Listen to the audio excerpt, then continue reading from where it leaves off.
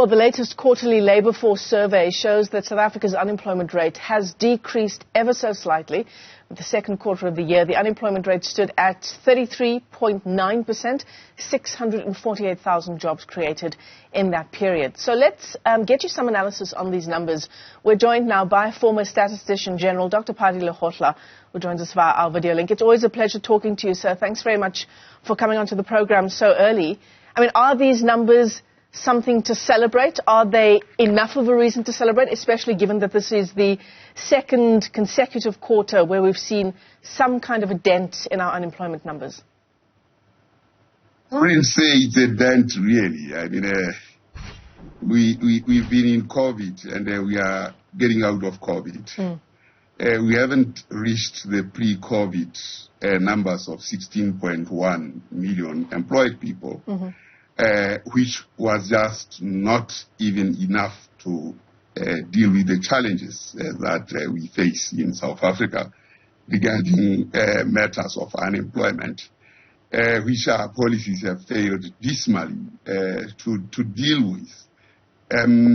Well, it would be a misnomer if the numbers wouldn't increase, given that COVID has been lifted. So this is just the effects of lifting the ban on COVID movements, COVID, all the kinds of things.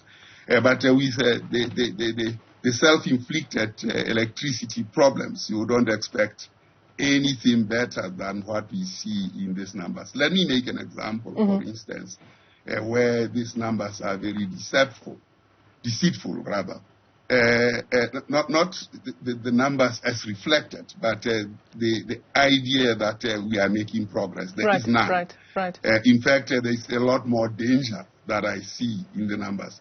If you look at quarter 3 of 2008, we had more people in employment than we have now. I mean, and that's a space of 12 years, from 2008 to 2022, particularly here I'm talking about the youth, those who are 25 to 34 and 15 to 24.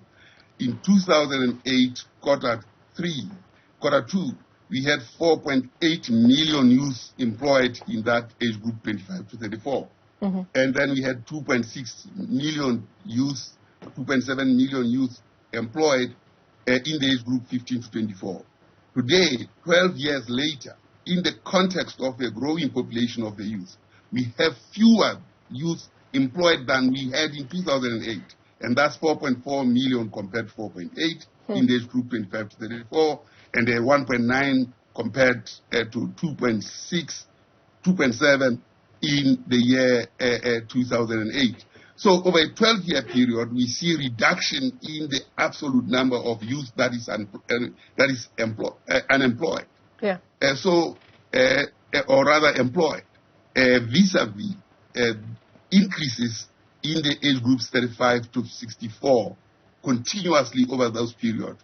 High unemployment notwithstanding. Wow. So the issue really is there is very little by way of policy instruments that addresses employment in a more serious way in South Africa. In fact, I see disaster going forward, given that the absolute number of youth has actually reduced over a period of 12 years when their population has been increasing. So there's no material reason why the absolute number should have decreased, except a poor policy design. It's a double blow. And that continues. Yeah, it's a double blow because you say, according to the numbers you've just given us this morning, Dr. Lehohla, the numbers themselves have decreased and the population has increased. It takes me back to an opinion piece that you wrote. I think it was last year. And we often talk about scenario planning and how important scenario planning is insofar as those policy decisions that you talk about are concerned. In Ludlamiti's scenario, the Gwara scenario that they talk about, that institute talks about, is exactly what you're describing, this sense of a false new dawn and, giving us supposed reason to celebrate in these current numbers, the release of the unemployment numbers yesterday. Absolutely nothing to celebrate here. It's really it's disaster. You need to be foolish to believe that there's anything to celebrate in these numbers. Not when the youth absolute number of employed has reduced over 12 years. And you can see that then there is no future whatsoever. The policy design is so faulty. It's a dwarf-like character disposition of policy that we are having. And we don't look at the youth because that's the future. If the future is degrading year in, year out since 2018, and this transition happened in 2018, well before COVID. So 10 years, by the year 10, the youth started losing their absolute share in employment. And it continued throughout COVID. It continues even now. There is no doubt it will continue in the future for as long as the policy design is this faulty. Right. So Pali Lehohla, when you were Statistician-General, and you released these quarter-on-quarter figures, did you have moments where you were pulled aside by those who are forming the policies that our country is trying to use to fix our unemployment crisis? Is this a conversation that the President has with the Statistician-General to really unpack the numbers and tell us where we are really insofar as unemployment is concerned?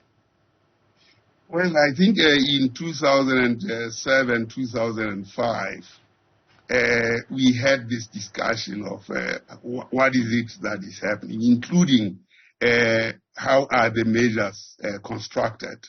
In fact, we actually reviewed our processes then and introduced a quarterly labor force survey.